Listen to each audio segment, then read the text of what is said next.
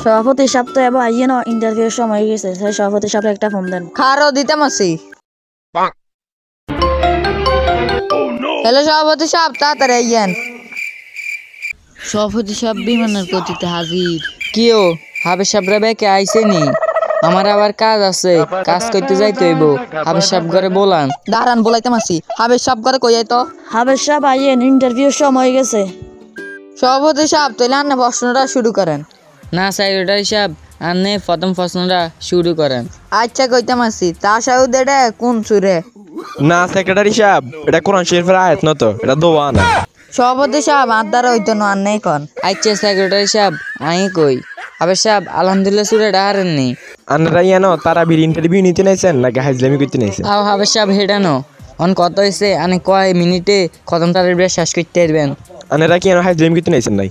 খতম তারা বিশ্বাস করতে তো 1 থেকে 1.5 ঘন্টা লাগে।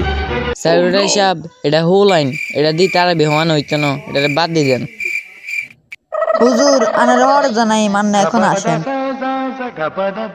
আচ্ছা হাবের সাহেব, আঙ্গ এক কথা ইটটি কোন মারি দিবা নাইছে কোন সাই? আপনি কি আমার লগে ফাইজলামি করেন নাই? আমি জানো তারা বের ইন্টারভিউ দিতে আইছি, আপনার কথা কোন মারি দিবা নাইছে আমি এটা দেখতে আসি নাই। এটাই যোগ্য হাফেজ, প্রশ্ন তো ঠিকঠাক করে দিতে হারে। আপনার চাকরি কনফার্ম, কালে ধরে তারাবিতে আসবেন। প্রশ্ন কোনো বিষয় না, আপনারা তেরা তেরা কথা কইতে কেসকি থালা দিছে, এলা আনা লইছেন নইলে আনা যে বেটার বেটা।